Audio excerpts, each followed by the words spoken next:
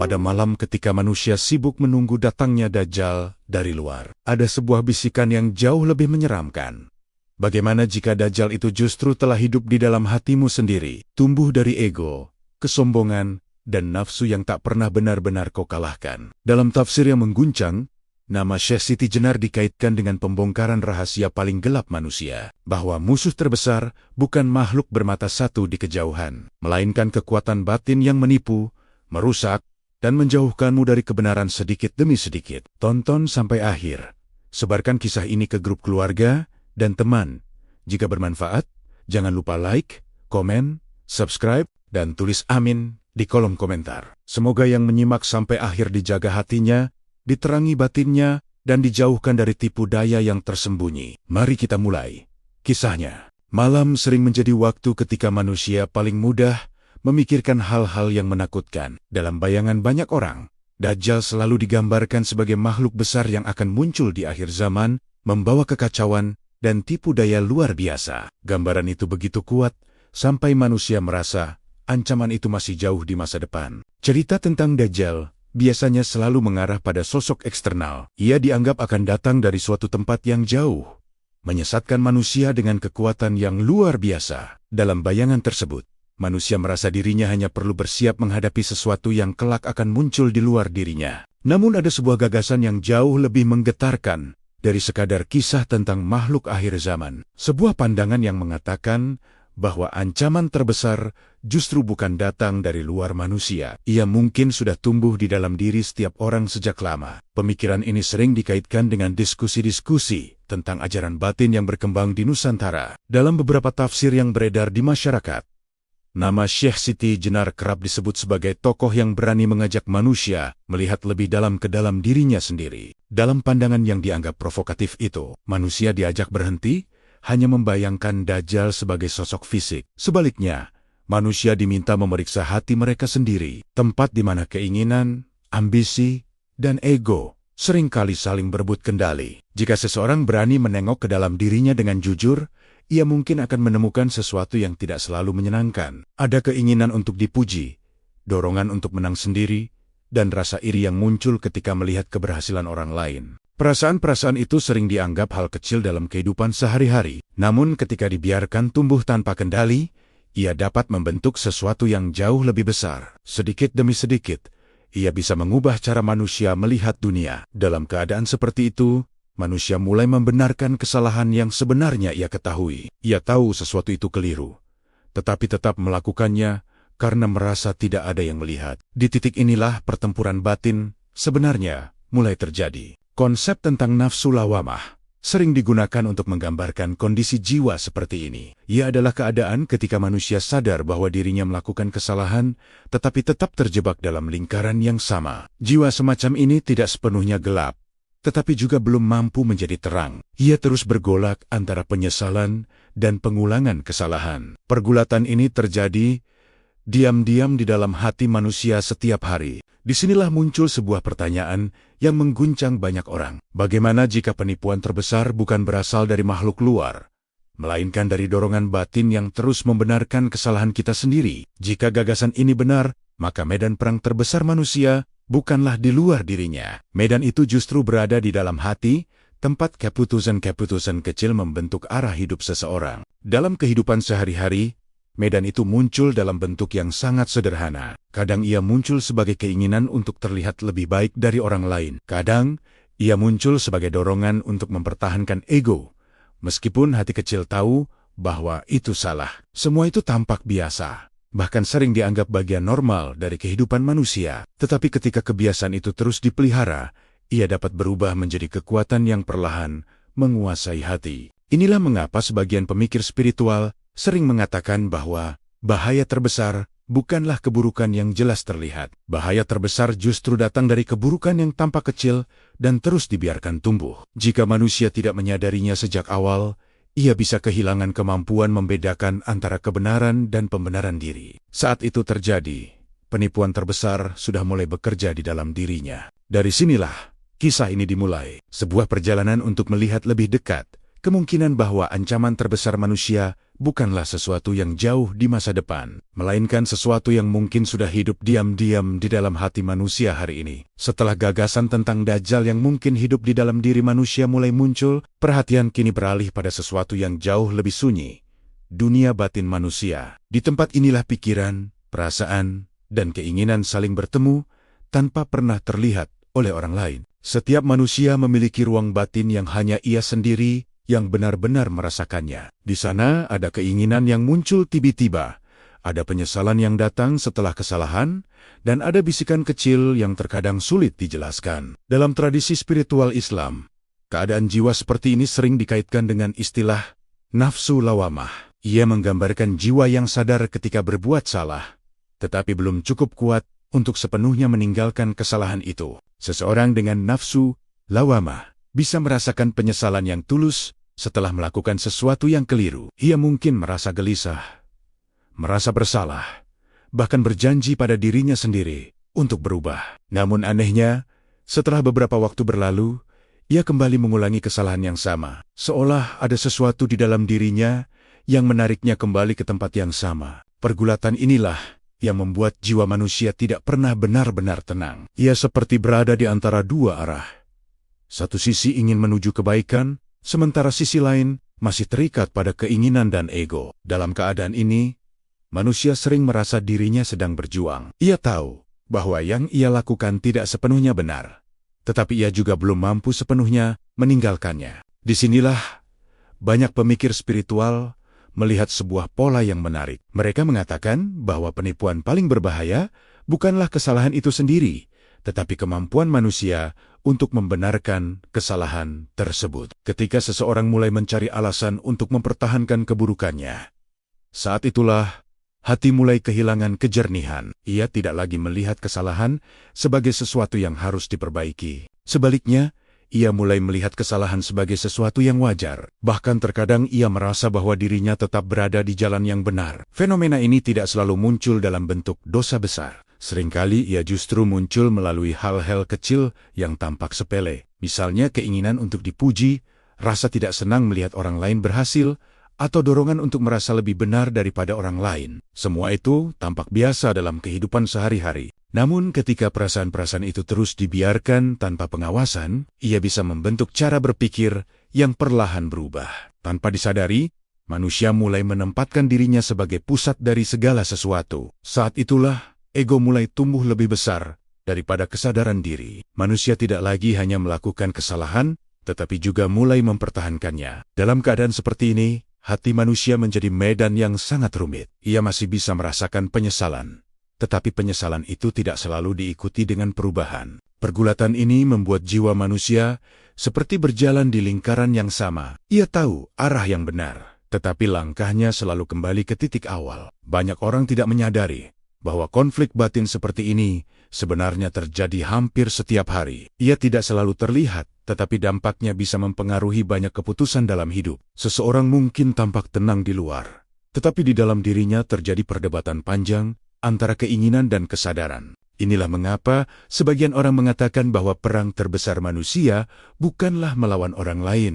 Perang terbesar justru terjadi di dalam dirinya sendiri. Dan dalam perang batin itulah bisikan-bisikan kecil mulai memainkan perannya. Bisikan yang terkadang halus, tetapi mampu mengubah arah hidup seseorang sedikit demi sedikit. Jika manusia tidak menyadari bagaimana bisikan itu bekerja, ia bisa dengan mudah mengikuti dorongan yang sebenarnya menyesatkannya. Dari sinilah kisah ini bergerak semakin dalam. Karena semakin jauh manusia melihat ke dalam dirinya, semakin jelas bahwa musuh terbesar mungkin bukan sesuatu yang datang dari luar, melainkan sesuatu yang telah lama berbisik di dalam hatinya sendiri. Dalam banyak kisah spiritual di Nusantara, nama Syekh Siti Jenar sering muncul sebagai tokoh yang berani mengguncang cara pandang manusia tentang dirinya sendiri. Ia tidak hanya berbicara tentang aturan lahiriah, tetapi juga tentang kejujuran batin yang sering diabaikan. Dalam berbagai cerita yang berkembang di masyarakat, ia digambarkan sebagai sosok yang mengajak manusia berhenti menyalahkan dunia luar. Menurut pandangan ini, manusia sering terlalu sibuk mencari sumber kesalahan di luar dirinya. Padahal, banyak masalah dalam hidup justru berakar dari sesuatu yang tumbuh di dalam hati. Dari keinginan yang tidak dikendalikan, dari ambisi yang tidak pernah puas, dan dari ego yang ingin selalu menang. Pesan seperti ini sering terasa tidak nyaman bagi banyak orang. Lebih mudah bagi manusia untuk melihat kesalahan pada orang lain daripada memeriksa dirinya sendiri. Namun dalam banyak ajaran spiritual, perjalanan menuju kebenaran selalu dimulai dari keberanian untuk melihat ke dalam diri. Tanpa kejujuran batin, seseorang bisa hidup bertahan-tahan tanpa pernah memahami dirinya sendiri. Inilah yang membuat sebagian orang mengaitkan gagasan Sesiti Jenar dengan upaya membongkar lapisan terdalam manusia, bukan untuk menakut-nakuti, tetapi untuk membuka kesadaran yang sering tertutup oleh kebiasaan. Manusia sering merasa dirinya baik-baik saja selama ia tidak melakukan kesalahan besar. Selama ia tidak melakukan sesuatu yang jelas-jelas buruk, ia merasa hidupnya sudah benar. Namun kenyataannya, banyak perubahan besar dalam hidup manusia justru dimulai dari hal-hal kecil yang dibiarkan, dari rasa iri yang tidak diakui, dari keinginan dipuji yang tidak disadari, atau dari kebiasaan merasa lebih benar daripada orang lain. Perasaan-perasaan kecil itu perlahan membentuk cara seseorang memandang dunia. Tanpa disadari, ia mulai melihat dirinya sebagai pusat dari segala hal. Saat itu terjadi, ego mulai menjadi penguasa yang dayam-dayam mengendalikan banyak keputusan. Manusia mungkin masih berbicara tentang kebaikan, tetapi hatinya mulai dipenuhi oleh keinginan untuk diakui. Dalam keadaan seperti ini, seseorang bisa tampak sangat baik di luar. Ia bisa terlihat ramah, terlihat religius, bahkan terlihat bijak di mata orang lain. Namun jauh di dalam dirinya, ia masih bergulat dengan dorongan yang tidak selalu jujur. Ia mungkin melakukan kebaikan, tetapi sebagian dari dirinya masih berharap mendapat pujian. Pergulatan inilah yang membuat hati manusia menjadi tempat yang sangat kompleks. Ia bisa mencintai kebaikan, tetapi juga masih terikat pada ego. Disinilah banyak ajaran spiritual mengingatkan bahwa bahaya terbesar bukanlah keburukan yang terang-terangan. Bahaya terbesar justru muncul ketika manusia tidak menyadari keburukan yang tersembunyi dalam dirinya. Ketika seseorang berhenti memeriksa dirinya, ia bisa merasa sudah berada di jalan yang benar. Padahal sebenarnya ia hanya sedang mengikuti ego yang pandai menyamar. Dalam keadaan seperti ini, manusia bisa merasa sangat yakin dengan dirinya sendiri. Ia mungkin merasa sedang membela kebenaran, padahal sebenarnya ia hanya membela kebanggaannya. Kesadaran seperti inilah yang ingin dibangkitkan oleh banyak pemikir spiritual. Mereka mengingatkan bahwa perjalanan menuju kebenaran tidak dimulai dari mengubah orang lain. Perjalanan itu dimulai dari keberanian untuk melihat isi hati sendiri dengan jujur. Melihatnya tanpa pembenaran, tanpa alasan, dan tanpa topeng. Karena ketika seseorang benar-benar melihat dirinya sendiri, ia akan menyadari bahwa perjuangan terbesar bukanlah melawan dunia luar. Perjuangan terbesar justru melawan sesuatu yang selama ini hidup di dalam dirinya sendiri. Setelah manusia mulai diajak melihat ke dalam dirinya sendiri, pertanyaan berikutnya muncul dengan perlahan. Seperti apa sebenarnya tanda-tanda bahwa hati mulai dikuasai oleh sesuatu yang menyesatkan? Jawabannya seringkali tidak datang dalam bentuk yang besar dan menakutkan. Sebaliknya, tanda-tanda itu justru muncul melalui hal-hal kecil yang terasa biasa dalam kehidupan sehari-hari. Ia muncul dalam bentuk perasaan, pikiran, dan sikap yang sering dianggap wajar oleh manusia. Salah satu tanda pertama adalah munculnya rasa iri ketika melihat orang lain mendapatkan sesuatu yang baik. Rasa itu sering datang diam-diam, tanpa disadari sepenuhnya oleh pemiliknya. Awalnya mungkin hanya perasaan tidak nyaman ketika melihat keberhasilan orang lain. Namun, jika tidak dikendalikan, perasaan itu bisa berubah menjadi keinginan untuk menjatuhkan atau merendahkan orang tersebut. Selain iri, ada pula keinginan untuk selalu dipuji. Banyak manusia merasa senang ketika dihargai oleh orang lain, dan itu memang hal yang wajar dalam batas tertentu. Namun, ketika pujian menjadi kebutuhan yang terus dicari, hati mulai berubah. Kebaikan tidak lagi dilakukan karena ketulusan, melainkan karena ingin dilihat dan diakui. Dalam keadaan seperti itu, manusia mulai mengukur dirinya dari pandangan orang lain. Ia merasa senang ketika dipuji, tetapi merasa gelisah ketika tidak mendapat perhatian. Perasaan ini dapat membuat seseorang kehilangan kejujuran dalam tindakannya. Ia mungkin melakukan sesuatu yang tampak baik, tetapi hatinya sebenarnya dipenuhi harapan untuk mendapatkan pengakuan. Tanda lain yang sering muncul adalah kemarahan yang sulit dikendalikan. Ketika ego seseorang terluka, ia bisa bereaksi berlebihan terhadap hal-hal kecil. Kritik kecil bisa terasa seperti serangan besar. Nasihat sederhana bisa dianggap sebagai penghinaan. Semua itu terjadi karena ego merasa terancam. Saat hati dipenuhi oleh ego, manusia menjadi sangat sensitif terhadap segala sesuatu yang menyentuh harga dirinya. Ia tidak lagi melihat nasihat sebagai kesempatan untuk belajar. Sebaliknya, ia melihatnya sebagai ancaman terhadap citra dirinya. Dari sinilah banyak konflik dalam kehidupan manusia sebenarnya bermula. Tanda berikutnya adalah kebiasaan membenarkan kesalahan sendiri. Manusia sering tahu bahwa sesuatu yang ia lakukan tidak sepenuhnya benar. Namun daripada mengakui kesalahan itu, ia memilih mencari alasan untuk mempertahankannya. Ia mungkin berkata bahwa semua orang juga melakukan hal yang sama. Atau ia mengatakan bahwa situasi memaksanya untuk melakukan hal tersebut. Dengan cara itu, hati perlahan kehilangan kemampuan untuk jujur pada dirinya sendiri. Ketika pembenaran diri menjadi kebiasaan, kesalahan tidak lagi terasa sebagai sesuatu yang harus diperbaiki. Ia justru menjadi sesuatu yang dianggap normal. Inilah salah satu cara paling halus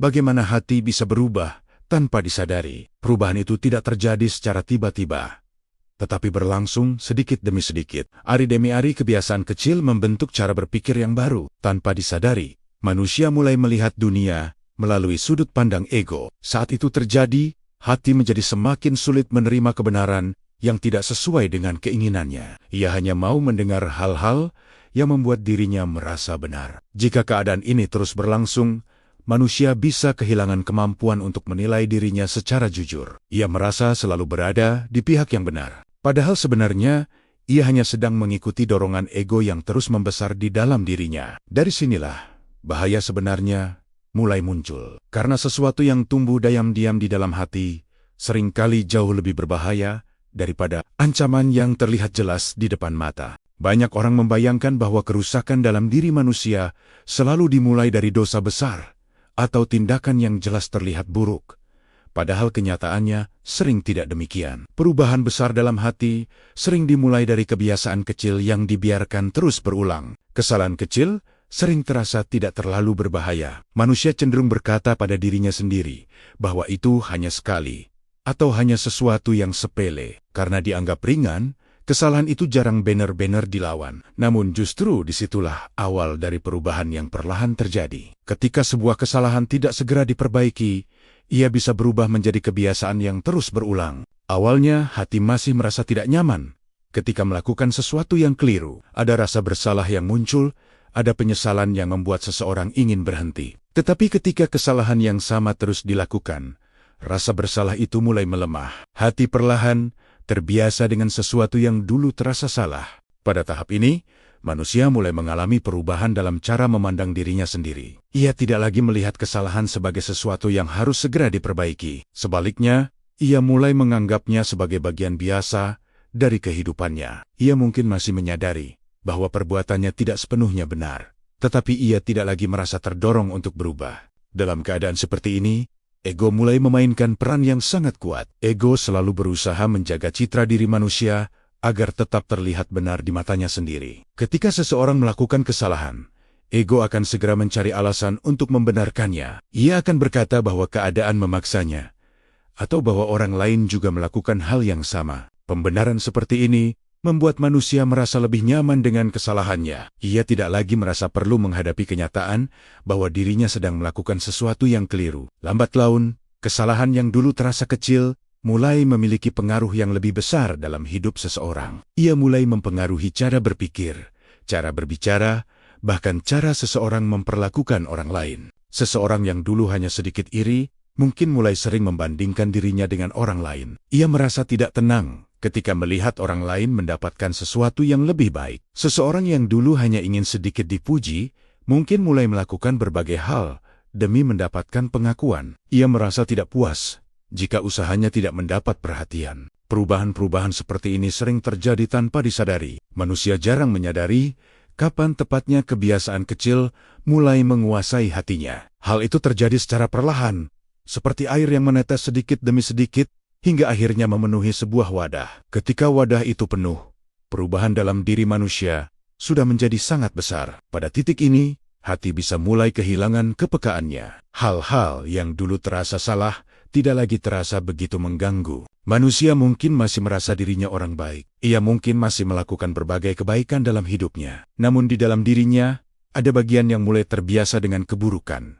Bagian itu tidak selalu terlihat oleh orang lain, tetapi ia terus mempengaruhi keputusan-keputusan kecil yang diambil setiap hari. Dari keputusan-keputusan kecil itulah arah hidup seseorang perlahan terbentuk. Inilah mengapa banyak ajaran spiritual selalu mengingatkan manusia untuk tidak meremehkan kesalahan kecil. Karena sesuatu yang kecil, jika terus dipelihara, bisa tumbuh menjadi kekuatan yang sangat besar. Dan ketika kekuatan itu sudah menguasai hati, manusia sering tidak lagi menyadari bahwa dirinya sedang dikendalikan oleh sesuatu yang dulu hanya tampak seperti kebiasaan sederhana. Ketika kebiasaan kecil mulai menguasai hati, manusia sering memasuki keadaan yang sangat membingungkan. Ia tidak sepenuhnya kehilangan kesadaran tentang apa yang benar, tetapi juga belum mampu sepenuhnya meninggalkan apa yang salah. Disinilah keadaan jiwa yang sering disebut sebagai nafsu lawamah mulai terlihat dengan jelas. Jiwa ini masih mampu merasakan penyesalan, tetapi belum cukup kuat untuk benar-benar berubah. Seseorang dalam keadaan ini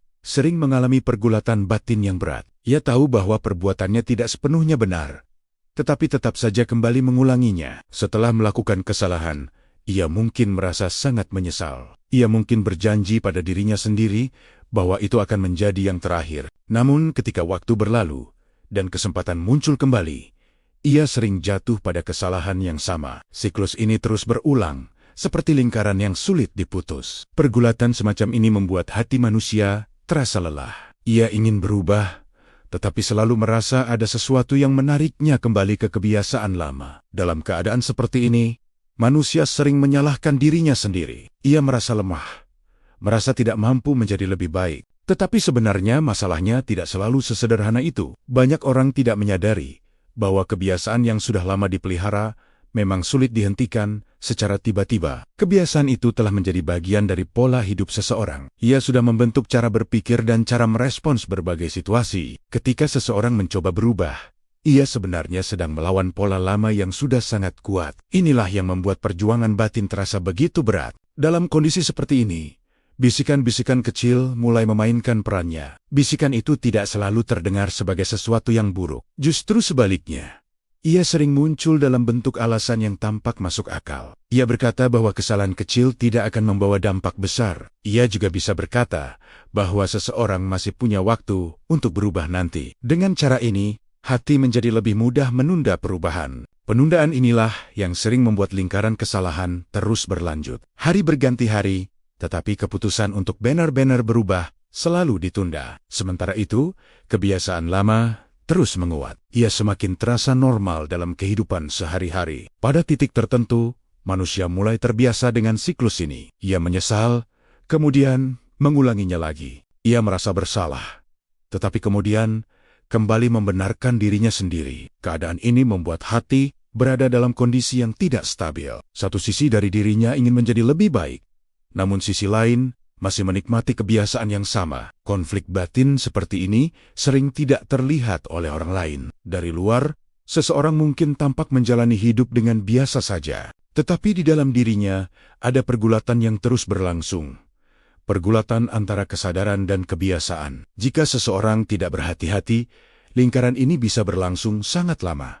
Bahkan bisa bertahan-tahan tanpa benar-benar terputus. Semakin lama lingkaran itu berlangsung, semakin sulit bagi seseorang untuk keluar darinya. Karena hati sudah terbiasa berjalan di jalur yang sama. Disinilah manusia mulai menyadari bahwa perjuangan terbesar bukanlah melawan sesuatu di luar dirinya, melainkan melawan kebiasaan dan dorongan yang telah lama hidup di dalam hatinya sendiri. Pergulatan batin manusia tidak hanya terjadi dalam ruang pribadi yang sunyi. Apa yang tumbuh di dalam hati seseorang seringkali akhirnya mempengaruhi cara ia berinteraksi dengan dunia di sekitarnya. Ketika ego mulai menguasai hati, dampaknya tidak lagi berhenti pada diri sendiri. Dalam kehidupan sosial, ego dapat berubah menjadi dorongan yang sangat kuat. Ia mendorong manusia untuk ingin terlihat lebih unggul, lebih dihormati, dan lebih berpengaruh daripada orang lain. Keinginan seperti ini sering muncul secara halus. Pada awalnya, seseorang mungkin hanya ingin dihargai atas usaha yang ia lakukan. Itu adalah sesuatu yang sangat manusiawi. Namun ketika penghargaan berubah menjadi kebutuhan yang tidak pernah cukup, hati mulai mengalami perubahan. Manusia tidak lagi bekerja hanya untuk melakukan sesuatu yang baik. Ia mulai bekerja untuk mendapatkan pengakuan. Setiap tindakan menjadi sarana untuk memperkuat citra dirinya di hadapan orang lain. Dalam dunia modern, dorongan semacam ini bahkan semakin kuat. Kehidupan sosial seringkali dipenuhi oleh persaingan untuk terlihat lebih sukses, lebih pintar, atau lebih berpengaruh. Banyak orang mulai mengukur nilai dirinya melalui pengakuan publik. Jumlah pujian, perhatian, dan pengaruh sering dijadikan ukuran keberhasilan. Dalam situasi seperti ini, ego menemukan tempat yang sangat subur untuk berkembang. Ia membuat manusia merasa bahwa dirinya harus selalu berada di atas orang lain. Jika seseorang dipuji, ia merasa semakin yakin bahwa dirinya benar. Tetapi jika ia dikritik, ia merasa seolah harga dirinya sedang diserang. Akibatnya, manusia menjadi semakin sulit menerima perbedaan pendapat. Ia lebih mudah tersinggung dan lebih cepat marah ketika merasa tidak dihargai. Ketika ego menguasai hati, hubungan antar manusia juga mulai berubah. Persahabatan tidak lagi didasarkan pada ketulusan. Ia bisa berubah menjadi persaingan yang tidak terlihat. Setiap orang ingin terlihat lebih baik daripada yang lain. Dalam lingkungan kerja, hal yang sama sering terjadi. Orang-orang mungkin bekerja bersama, tetapi diam-diam mereka saling membandingkan diri. Keberhasilan orang lain bisa terasa seperti ancaman. Kegagalan orang lain kadang justru terasa seperti kemenangan pribadi. Fenomena ini tidak selalu disadari oleh mereka yang mengalaminya. Banyak orang merasa bahwa mereka hanya sedang berusaha menjadi yang terbaik. Padahal sebenarnya mereka sedang terjebak dalam permainan ego yang tidak pernah selesai. Selalu ada orang lain yang lebih berhasil, lebih terkenal, atau lebih dihormati. Ketika seseorang terus mengikuti dorongan ego, ia akan terus merasa kurang, tidak peduli seberapa banyak yang telah ia capai. Keadaan ini membuat hati manusia semakin sulit menemukan ketenangan. Ia selalu mengejar sesuatu yang tidak pernah benar-benar memuaskan. Dalam kondisi seperti ini, manusia sering kehilangan arah hidup yang sebenarnya. Ia terlalu sibuk mempertahankan citra dirinya di mata orang lain. Ia lupa untuk memeriksa apa yang sebenarnya terjadi di dalam hatinya sendiri. Apakah ia masih bergerak menuju kebaikan?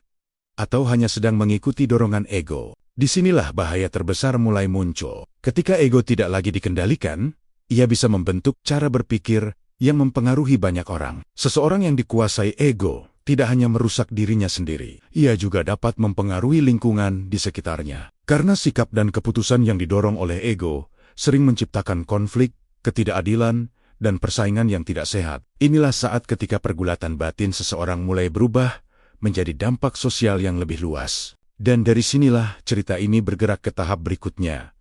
Ketika ego tidak lagi sekadar dorongan pribadi, tetapi mulai menyamar sebagai kebenaran itu sendiri. Ketika ego sudah tumbuh kuat dalam hati manusia, ia tidak lagi tampil sebagai sesuatu yang jelas terlihat. Ego memiliki cara yang sangat halus untuk menyembunyikan dirinya. Ia bahkan mampu menyamar sebagai sesuatu yang tampak benar. Pada tahap ini, manusia tidak lagi merasa bahwa dirinya sedang mengikuti keinginan pribadi. Ia justru merasa bahwa dirinya sedang membela sesuatu yang benar dan penting. Inilah salah satu bentuk penipuan batin yang paling sulit disadari. Karena ketika seseorang merasa dirinya berada di pihak kebenaran, ia menjadi sangat yakin dengan apa yang ia lakukan. Keyakinan itu membuatnya sulit menerima pandangan lain. Ia tidak lagi melihat perbedaan sebagai sesuatu yang wajar. Sebaliknya, ia mulai melihat orang yang berbeda pendapat sebagai pihak yang salah. Dalam pikirannya, hanya ada dua kemungkinan.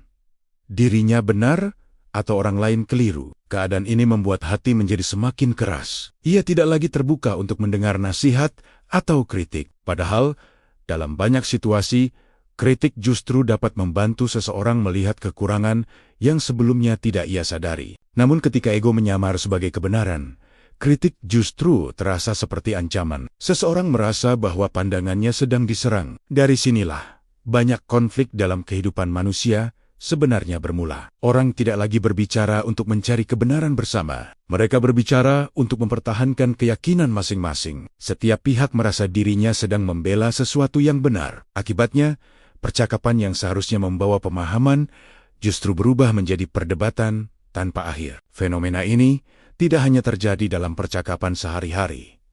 Ia juga bisa muncul dalam berbagai bidang kehidupan. Dalam lingkungan sosial, seseorang bisa merasa bahwa dirinya lebih bijak daripada orang lain. Ia mungkin mulai melihat orang lain sebagai pihak yang perlu diarahkan. Dalam lingkungan spiritual, hal yang sama juga dapat terjadi. Seseorang bisa merasa bahwa pemahamannya tentang kebenaran adalah yang paling tepat. Ia mungkin berbicara tentang kebaikan, berbicara tentang kebenaran, bahkan menasihati banyak orang. Namun di dalam hatinya, ada rasa bahwa dirinya lebih unggul daripada yang lain. Rasa ini seringkali sangat halus, sehingga sulit dikenali. Dari luar, seseorang mungkin terlihat sangat baik. Ia bisa tampak religius, bijaksana, bahkan penuh kepedulian terhadap orang lain. Tetapi jika ego diam-diam menguasai hatinya, semua itu bisa berubah menjadi sesuatu yang berbeda. Kebaikan itu bisa menjadi cara untuk memperkuat citra dirinya. Inilah mengapa banyak ajaran spiritual selalu mengingatkan manusia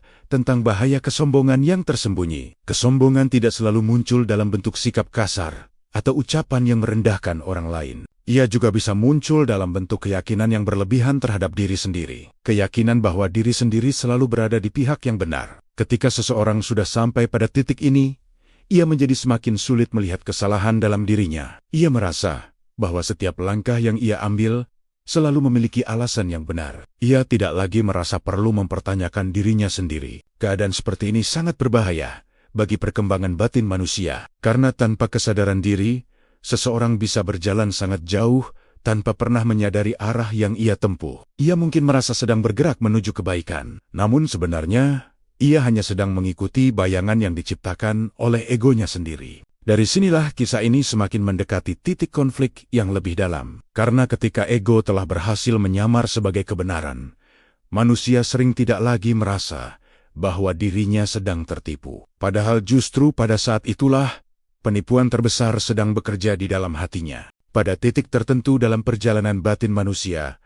ada sebuah momen yang sangat menentukan. Momen ketika seseorang tidak lagi hanya tergoda oleh keinginan dan ego, tetapi mulai berhenti melawannya. Awalnya, manusia masih memiliki dorongan untuk menahan diri. Ia masih merasa perlu mengendalikan keinginannya agar tidak melampaui batas. Namun ketika kebiasaan membenarkan diri sudah terlalu lama dipelihara, perlawanan itu perlahan melemah. Hati tidak lagi memiliki kekuatan yang sama untuk menolak dorongan ego. Dalam keadaan seperti ini, seseorang mungkin masih menyadari bahwa dirinya sedang melakukan sesuatu yang tidak sepenuhnya benar. Tetapi kesadaran itu tidak lagi cukup kuat untuk mengubah tindakannya. Ia mungkin berkata pada dirinya sendiri bahwa semua orang memiliki kelemahan. Ia juga mungkin merasa bahwa kesalahannya tidak terlalu berbeda dari kesalahan orang lain. Pemikiran seperti ini membuat hati menjadi semakin longgar terhadap kesalahan. Batas antara benar dan salah mulai terasa semakin kabur. Ketika batas itu kabur,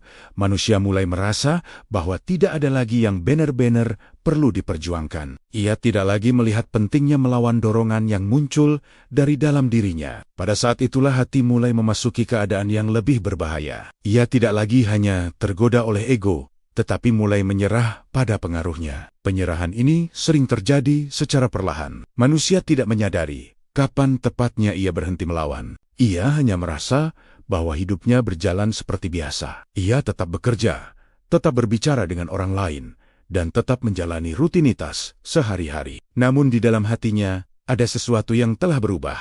Ia tidak lagi memiliki kegelisahan yang dulu muncul ketika melakukan kesalahan. Apa yang dulu terasa mengganggu hati, kini terasa lebih ringan. Bahkan terkadang, ia tidak lagi memikirkan kesalahan itu sama sekali. Perubahan ini sering dianggap sebagai ketenangan. Padahal sebenarnya, ia bisa menjadi tanda bahwa hati telah kehilangan kepekaannya. Hati yang peka akan selalu merasa gelisah ketika melakukan sesuatu yang keliru. Ia tidak bisa merasa tenang sebelum memperbaiki kesalahan tersebut. Namun ketika kepekaan itu mulai hilang, manusia bisa merasa damai meskipun sedang berjalan di arah yang salah. Inilah salah satu bentuk penipuan batin yang paling berbahaya, karena seseorang tidak lagi merasa bahwa dirinya sedang berada dalam masalah. Ia mungkin merasa bahwa hidupnya baik-baik saja. Ia tidak melihat adanya ancaman yang perlu diwaspadai. Padahal sebenarnya, perubahan yang paling besar justru sedang terjadi di dalam dirinya. Hatinya perlahan mulai mengikuti arah yang ditentukan oleh ego. Keputusan-keputusan yang ia ambil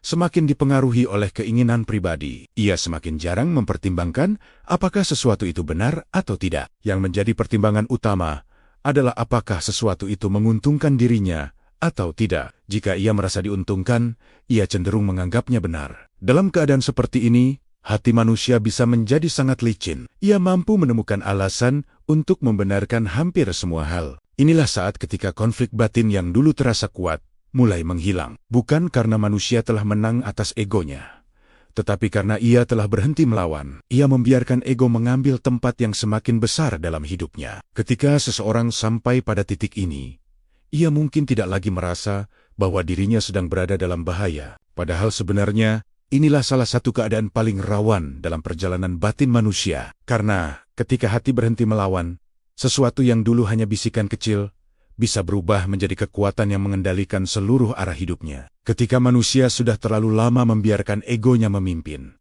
sebuah bentuk penipuan batin mulai bekerja dengan sangat halus. Penipuan ini tidak datang dengan ancaman atau ketakutan. Justru sebaliknya, ia datang dengan rasa nyaman. Seseorang bisa merasa bahwa dirinya menjalani hidup dengan baik.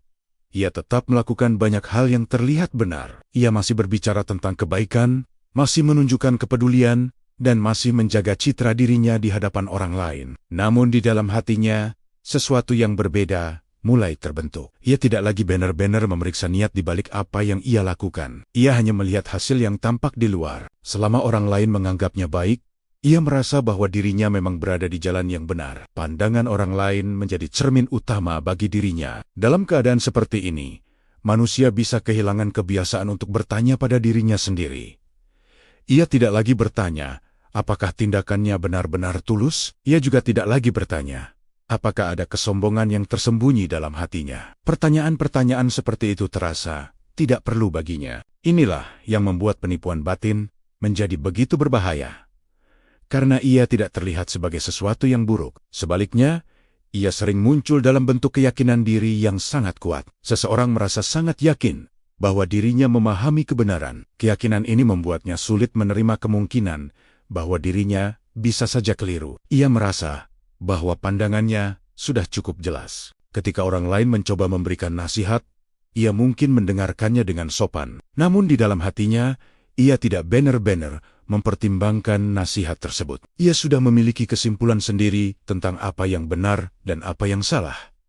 Nasihat orang lain hanya dianggap sebagai pendapat tambahan. Lambat laun, sikap seperti ini membuat hati menjadi semakin tertutup. Ia tidak lagi mudah tersentuh oleh peringatan. Bahkan, ketika ia melihat contoh buruk dari orang lain, ia lebih mudah menilai daripada mengambil pelajaran. Ia merasa bahwa dirinya berbeda dari mereka. Perasaan ini membuat manusia semakin yakin dengan dirinya sendiri. Ia melihat kesalahan orang lain dengan sangat jelas. Namun ia tidak lagi memiliki kemampuan yang sama untuk melihat kesalahan dalam dirinya sendiri. Pandangannya menjadi berat sebelah.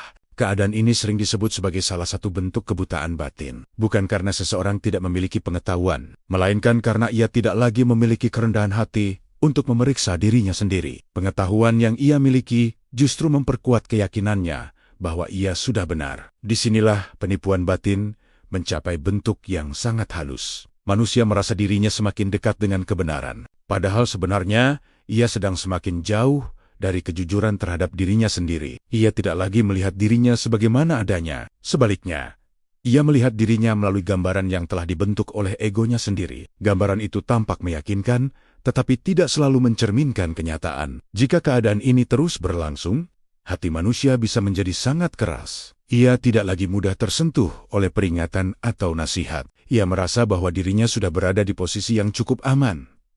Tidak ada lagi yang perlu dipertanyakan. Padahal justru pada saat itulah, manusia berada dalam keadaan yang sangat rawan. Karena ketika seseorang merasa tidak lagi perlu memeriksa dirinya sendiri, penipuan batin dapat bekerja tanpa hambatan. Dan dari titik inilah, kisah ini bergerak menuju tahap berikutnya. Bagaimana hati manusia terlihat ketika pengaruh ego sudah benar-benar menguasai ruang batinnya. Ketika ego telah lama menguasai ruang batin manusia, perubahan yang terjadi tidak selalu terlihat dari luar. Seseorang masih bisa menjalani kehidupannya seperti biasa. Ia tetap berbicara, bekerja, dan berinteraksi dengan orang lain sebagaimana sebelumnya. Namun di dalam dirinya, ada sesuatu yang telah berubah secara perlahan. Hatinya tidak lagi memiliki kejernihan yang sama seperti dulu. Ia mulai memandang segala sesuatu melalui sudut pandang dirinya sendiri. Dalam keadaan seperti ini, seseorang menjadi semakin sulit menerima hal yang tidak sesuai dengan keinginannya. Setiap pendapat yang berbeda terasa seperti ancaman terhadap dirinya. Ia tidak selalu menolak secara terang-terangan. Kadang ia hanya tersenyum atau diam ketika mendengar nasihat orang lain. Namun di dalam hatinya, ia sudah memiliki keputusan sendiri. Ia tidak benar-benar membuka dirinya untuk mempertimbangkan pandangan yang berbeda. Sikap ini membuat hatinya semakin tertutup dari waktu ke waktu. Ia tidak lagi terbiasa menguji dirinya sendiri dengan jujur. Sebaliknya, ia mulai merasa bahwa dirinya sudah cukup memahami apa yang benar. Perasaan ini memberikan rasa aman yang menenangkan. Tetapi ketenangan seperti ini tidak selalu berasal dari kejernihan hati. Kadang, ia justru berasal dari kebiasaan untuk tidak lagi mempertanyakan diri sendiri. Seseorang dalam keadaan ini bisa tetap melakukan berbagai kebaikan. Ia mungkin membantu orang lain, memberi nasihat, atau bahkan berbicara tentang nilai-nilai moral. Namun, ada perbedaan yang sangat halus dalam hatinya. Ia mulai melihat dirinya sebagai orang yang lebih baik daripada kebanyakan orang. Perasaan ini tidak selalu muncul dalam bentuk kesombongan yang jelas. Ia sering muncul sebagai keyakinan yang tenang di dalam hati. Seseorang mungkin merasa bahwa dirinya memiliki pemahaman yang lebih dalam daripada orang lain. Ia mungkin merasa bahwa pengalamannya membuatnya lebih bijak. Perasaan seperti ini bisa membuat seseorang merasa berada pada posisi yang lebih tinggi. Tanpa disadari, ia mulai melihat orang lain dari atas. Ia mungkin masih berbicara dengan lembut, tetapi di dalam hatinya ada jarak yang semakin besar. Ia tidak lagi merasa setara dengan orang lain.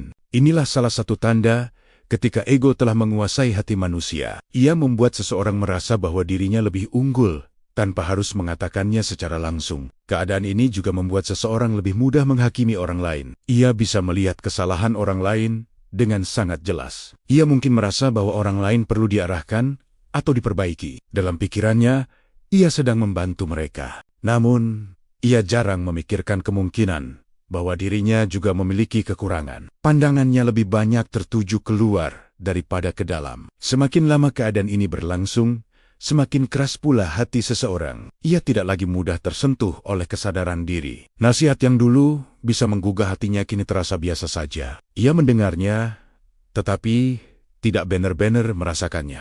Dalam kondisi seperti ini, seseorang bisa menjalani hidup bertahan-tahan tanpa menyadari perubahan yang telah terjadi dalam dirinya.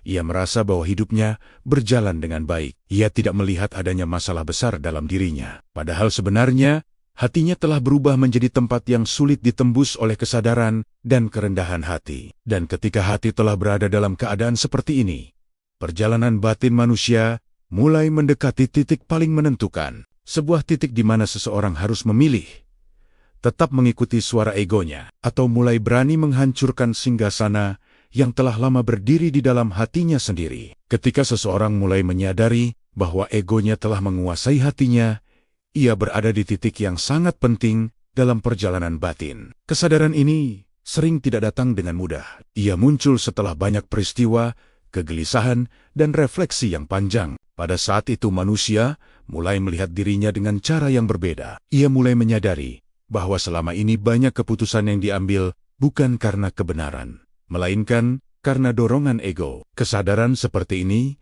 bisa terasa sangat mengguncang. Hal-hal yang dulu terasa wajar, tiba-tiba tampak berbeda ketika dilihat dengan kejujuran hati. Seseorang mungkin mulai menyadari bahwa sebagian dari tindakannya selama ini didorong oleh keinginan untuk dipuji. Ia mungkin juga menyadari bahwa ia sering mempertahankan pendapat hanya karena tidak ingin terlihat salah. Ketika kesadaran ini muncul, manusia berada di persimpangan jalan yang sangat penting. Ia harus memutuskan bagaimana ia akan merespons kenyataan tersebut. Sebagian orang memilih untuk mengabaikannya. Mereka merasa bahwa memikirkan hal-hal seperti itu hanya akan membuat hidup terasa lebih sulit. Namun ada juga orang yang memilih untuk menghadapi kenyataan itu. Mereka mulai mencoba memahami dirinya dengan lebih jujur. Pilihan untuk menghadapi diri sendiri bukanlah sesuatu yang mudah. Ia sering terasa lebih berat daripada menghadapi tantangan dari luar. Melawan musuh di luar diri seringkali terasa lebih sederhana. Manusia dapat melihat dengan jelas siapa lawannya dan bagaimana cara melawannya. Namun ketika musuh itu berada di dalam diri sendiri, keadaan menjadi jauh lebih rumit. Lawan yang harus dihadapi adalah kebiasaan, keinginan, dan pola pikir yang telah lama terbentuk. Seseorang harus berani mengakui bahwa sebagian dari dirinya perlu diubah. Ia harus berani meninggalkan kenyamanan yang selama ini ia nikmati. Perubahan seperti ini sering terasa sangat berat pada awalnya. Ego tidak akan dengan mudah menyerahkan posisinya. Ia akan terus berusaha mempertahankan pengaruhnya. Ia akan berkata bahwa perubahan tidak perlu dilakukan sekarang. Ia mungkin juga berkata bahwa seseorang sudah cukup baik sebagaimana adanya. Dengan cara ini, ego mencoba menunda perubahan. Namun jika seseorang benar-benar ingin memperbaiki dirinya, ia harus berani melampaui bisikan tersebut. Ia harus berani mengatakan bahwa perubahan memang diperlukan. Langkah pertama dalam perjuangan ini adalah kejujuran terhadap diri sendiri. Tanpa kejujuran, manusia tidak akan pernah benar-benar melihat apa yang perlu diperbaiki. Kejujuran ini tidak selalu nyaman. Ia bisa membuat seseorang merasa malu atau menyesal atas hal-hal yang pernah dilakukan. Namun justru dari kesadaran seperti itulah perubahan dapat dimulai. Penyesalan yang jujur dapat menjadi awal dari perbaikan. Perlahan-lahan, seseorang mulai belajar mengendalikan dirinya. Ia mulai memperhatikan niat di balik setiap tindakannya. Ia tidak lagi hanya bertanya, apakah sesuatu itu menguntungkan dirinya. Ia mulai bertanya, apakah sesuatu itu benar dan membawa kebaikan. Proses ini tidak terjadi dalam satu malam. Ia membutuhkan waktu, kesabaran, dan kesungguhan. Terkadang seseorang masih jatuh pada kebiasaan lama, tetapi setiap kali ia bangkit kembali, ia semakin memahami dirinya. Perjuangan seperti inilah yang sering disebut sebagai perang terbesar manusia. Bukan perang melawan orang lain, tetapi perang melawan dirinya sendiri. Dan dalam perang batin ini, kemenangan tidak selalu ditentukan oleh seberapa cepat seseorang berubah. Kemenangan sejati muncul ketika seseorang tidak lagi takut untuk menghadapi dirinya sendiri dengan jujur. Setelah seseorang menyadari bahwa perjuangan terbesar ada di dalam dirinya sendiri, langkah berikutnya sering terasa jauh lebih sunyi. Tidak ada sorakan, tidak ada pengakuan dari orang lain. Yang ada hanya proses panjang untuk memahami diri dengan lebih jujur. Perjalanan ini dimulai dari sesuatu yang sederhana, tetapi sangat sulit dilakukan.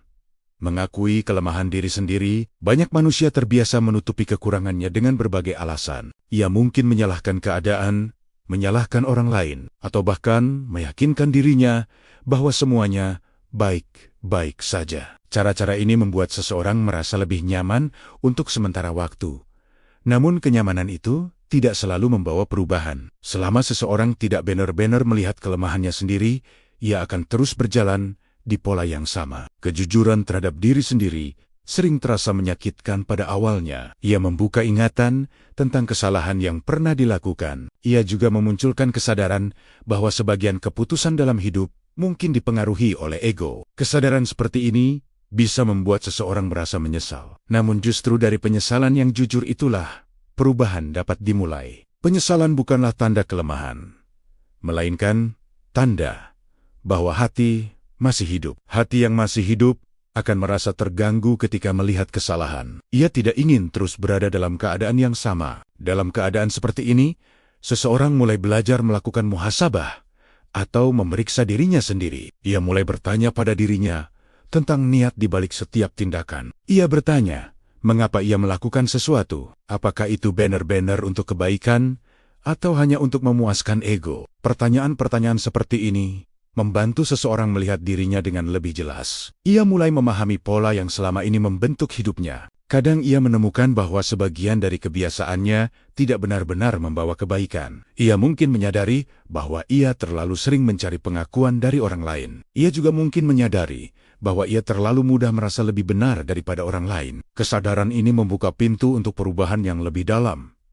Namun perubahan tidak terjadi hanya dengan kesadaran. Ia membutuhkan keberanian untuk mengambil langkah yang berbeda dari kebiasaan lama. Seseorang mungkin mulai belajar menahan diri ketika ingin membanggakan dirinya. Ia juga mulai belajar mendengarkan orang lain dengan lebih terbuka. Langkah-langkah kecil seperti ini tampak sederhana, tetapi jika dilakukan dengan konsisten, ia dapat mengubah cara seseorang memandang hidup. Seiring waktu, seseorang mulai merasakan perubahan dalam dirinya. Hatinya menjadi lebih tenang ketika ia tidak lagi sibuk mempertahankan ego. Ia juga mulai merasakan kebebasan dari tekanan untuk selalu terlihat benar di mata orang lain. Ia tidak lagi terlalu khawatir tentang bagaimana dirinya dinilai. Keadaan ini membuat seseorang lebih mudah menerima nasihat dan kritik. Ia tidak lagi melihatnya sebagai serangan terhadap dirinya. Sebaliknya, ia melihatnya sebagai kesempatan untuk belajar. Sikap seperti ini membuat hatinya menjadi lebih lembut. Hati yang lembut lebih mudah menerima kebenaran. Ia tidak lagi terikat pada gambaran diri yang harus selalu dipertahankan. Perubahan seperti ini tidak selalu terlihat oleh orang lain. Tetapi bagi orang yang mengalaminya, perubahan itu terasa sangat nyata. Ia mulai merasakan bahwa hidup tidak lagi dipenuhi oleh dorongan untuk membuktikan dirinya. Ia mulai merasakan kedamaian yang datang dari kejujuran hati. Dari sinilah perjalanan batin manusia memasuki tahap yang lebih dalam. Tahap di mana ia tidak hanya menyadari kesalahan, tetapi juga mulai belajar menundukkan ego yang selama ini menguasai dirinya. Setelah seseorang mulai jujur terhadap dirinya sendiri, ia menyadari satu kenyataan penting. Perubahan batin tidak pernah terjadi secara instan. Ego dan nafsu yang telah lama tumbuh tidak akan hilang hanya karena satu kesadaran. Seringkali, setelah seseorang bertekad untuk berubah, ia justru merasakan tantangan yang lebih berat. Dorongan lama kembali muncul pada saat-saat yang tidak terduga. Kadang muncul ketika seseorang merasa lelah. Kadang muncul ketika ia merasa tersinggung atau tidak dihargai. Dalam momen seperti itu, kebiasaan lama mencoba mengambil alih kembali. Ego yang dulu terbiasa memimpin tidak ingin kehilangan pengaruhnya. Ia mencoba membujuk hati dengan berbagai cara. Ia berkata bahwa tidak ada salahnya kembali pada kebiasaan lama. Ia juga bisa berkata bahwa seseorang sudah cukup berusaha. Bisikan seperti ini sering terdengar sangat masuk akal. Namun, bagi seseorang yang telah belajar memahami dirinya, momen seperti ini justru menjadi kesempatan untuk berlatih. Ia mulai belajar menahan diri ketika dorongan itu muncul. Ia tidak lagi langsung mengikuti setiap keinginan yang datang dari dalam dirinya. Ia mencoba memberi jarak antara dorongan dan tindakan. Proses ini sering terasa tidak nyaman karena manusia terbiasa mengikuti apa yang ia rasakan tanpa banyak pertimbangan. Tetapi ketika seseorang mulai melatih dirinya untuk menahan dorongan tersebut, sesuatu yang baru mulai terbentuk di dalam hatinya. Ia mulai merasakan bahwa dirinya memiliki kemampuan untuk memilih. Ia tidak lagi sepenuhnya dikendalikan oleh perasaan sesaat. Kemampuan untuk memilih inilah yang perlahan memperkuat hati seseorang. Ia mulai merasakan bahwa dirinya tidak harus selalu mengikuti ego. Dalam perjalanan ini, banyak orang menemukan bahwa ketenangan hati sering datang dari kebiasaan-kebiasaan sederhana, seperti meluangkan waktu untuk merenung, mengingat tujuan hidup, dan menenangkan pikiran dari hiruk-pikuk dunia. Kebiasaan seperti berzikir atau mengingat Tuhan juga sering menjadi cara untuk menjaga kejernihan hati. Ketika seseorang mengingat sesuatu yang lebih besar daripada dirinya, ego perlahan kehilangan kekuatannya. Ia tidak lagi merasa bahwa dirinya adalah pusat dari segala sesuatu. Ia mulai melihat hidup dengan cara yang lebih luas. Namun proses menjinakkan nafsu tidak pernah benar-benar selesai.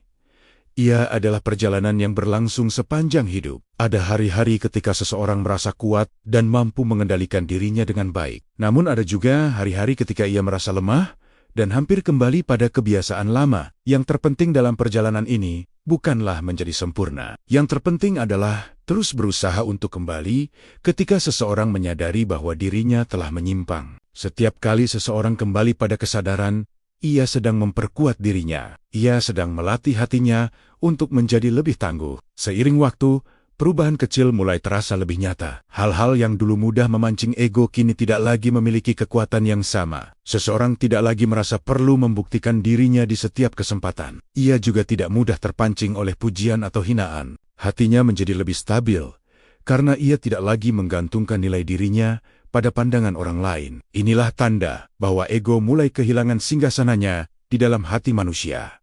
Namun perjalanan ini belum sepenuhnya selesai, karena setelah ego mulai ditundukkan, manusia masih harus belajar menjaga kejernihan hatinya dalam kehidupan sehari-hari. Dan dari sinilah kisah ini bergerak menuju tahap berikutnya, ketika seseorang mulai merasakan perubahan nyata dalam cara ia melihat dirinya dan dunia di sekitarnya. Seiring waktu, usaha seseorang untuk menundukkan ego mulai membawa perubahan yang nyata. Perubahan itu tidak selalu terlihat secara dramatis. Ia muncul perlahan melalui cara seseorang memandang dirinya dan orang lain. Hal-hal yang dulu mudah memancing emosi kini terasa berbeda. Seseorang tidak lagi begitu cepat tersinggung ketika menerima kritik. Ia mulai memahami bahwa tidak semua kritik dimaksudkan untuk menjatuhkan. Kadang justru di dalamnya terdapat pelajaran yang berharga. Perubahan ini membuat seseorang lebih tenang dalam menghadapi berbagai situasi. Ia tidak lagi merasa perlu mempertahankan citra dirinya di setiap kesempatan. Dulu, ia mungkin merasa harus selalu terlihat benar di mata orang lain. Ia merasa tidak nyaman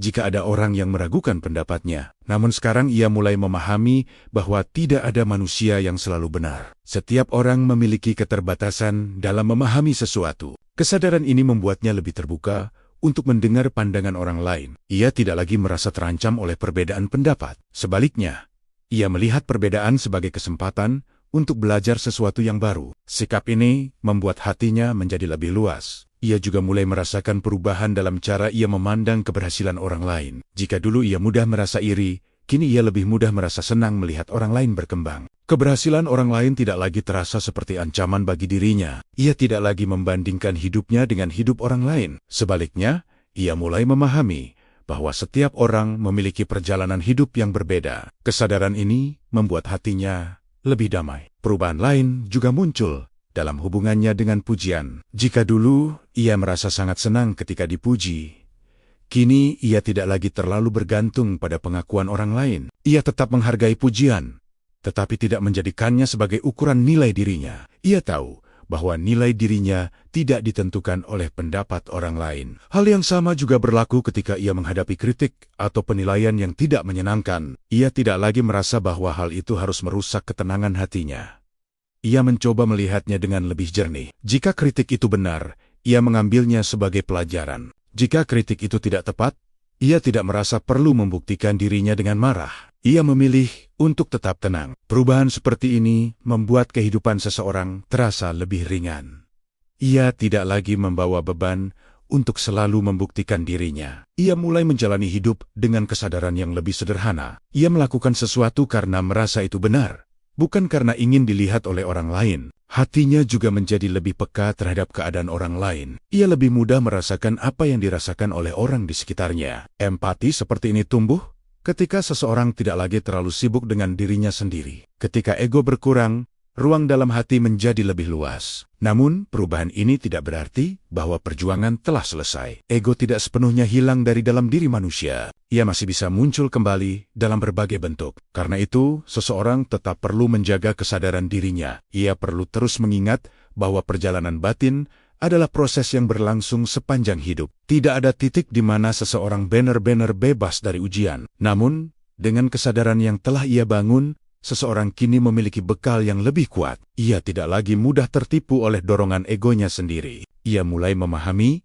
bahwa musuh terbesar dalam hidup bukanlah orang lain. Musuh itu adalah bagian dari dirinya yang selalu ingin menjadi pusat dari segala sesuatu. Dan ketika seseorang mulai memahami hal ini dengan sungguh-sungguh, tabir yang selama ini menutupi hatinya perlahan mulai runtuh. Dari sinilah perjalanan cerita ini mendekati akhir. Ketika semua pemahaman tentang perjuangan batin manusia akhirnya bertemu dengan satu peringatan yang paling penting. Setelah melalui perjalanan panjang memahami pergulatan batin manusia, sebuah kesadaran besar mulai muncul dengan lebih jelas. Selama ini, banyak orang sibuk membayangkan ancaman yang datang dari luar dirinya. Manusia sering memikirkan bahaya yang akan datang di masa depan. Mereka membayangkan sosok besar yang kelak akan membawa fitnah dan kekacauan. Namun perjalanan ini membawa manusia pada sebuah pemahaman yang jauh lebih dekat, bahwa ancaman terbesar seringkali bukan sesuatu yang datang dari luar. Ancaman itu bisa tumbuh perlahan di dalam hati manusia sendiri. Ia muncul melalui ego yang tidak dikendalikan, melalui kesombongan yang tidak disadari,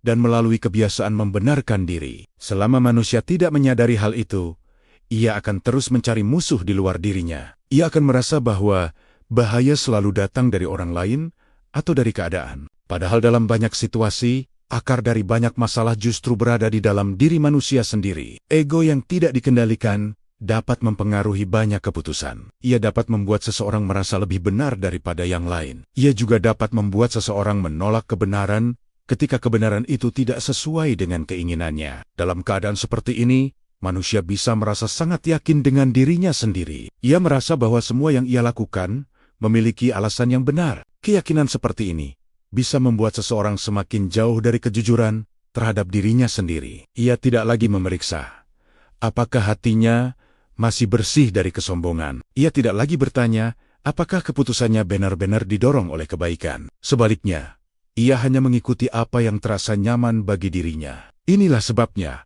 banyak ajaran spiritual selalu mengingatkan manusia untuk menjaga hatinya. Karena hati adalah tempat di mana semua keputusan besar sebenarnya bermula. Jika hati dipenuhi oleh kejujuran dan kerendahan hati, seseorang akan lebih mudah melihat kebenaran. Ia tidak mudah tertipu oleh dorongan egonya. Namun jika hati dikuasai oleh kesombongan dan pembenaran diri, manusia bisa tersesat tanpa menyadarinya. Ia mungkin merasa bahwa dirinya sedang berjalan menuju kebaikan, padahal sebenarnya ia hanya mengikuti bayangan yang diciptakan oleh egonya sendiri. Bayangan itu tampak meyakinkan, tetapi tidak selalu membawa pada kebenaran. Inilah mengapa perjalanan untuk memahami diri sendiri menjadi sangat penting. Tanpa kesadaran diri, manusia dapat dengan mudah terjebak dalam ilusi yang ia ciptakan sendiri. Kesadaran ini juga mengingatkan manusia bahwa perjuangan batin tidak pernah benar-benar selesai. Setiap hari manusia dihadapkan pada pilihan-pilihan kecil. Pilihan untuk mengikuti ego atau mengikuti hati yang jujur. Pilihan untuk mempertahankan kebanggaan diri atau belajar merendahkan hati. Pilihan-pilihan kecil itu mungkin tampak sederhana, namun dari pilihan-pilihan itulah arah hidup seseorang perlahan terbentuk. Ketika seseorang terus memilih untuk jujur terhadap dirinya sendiri, ia sedang melindungi hatinya dari penipuan yang halus. Ia sedang memastikan bahwa egonya tidak kembali mengambil alih kendali. Ia sedang menjaga agar hatinya tetap peka terhadap kebenaran. Inilah pesan yang dapat diambil dari perjalanan panjang ini, bahwa ancaman terbesar bagi manusia seringkali bukan sesuatu yang datang dari luar. Ancaman itu bisa muncul dari dalam hati yang lalai dan tidak dijaga, dari ego yang dibiarkan tumbuh tanpa kendali. Karena itu, setiap manusia sebenarnya sedang menjalani perjuangan yang sama. Perjuangan untuk menjaga hatinya tetap jernih. Dan mungkin disitulah letak peringatan terbesar bagi manusia, bahwa musuh yang paling dekat tidak selalu terlihat. Ia bisa bersembunyi di dalam diri kita sendiri.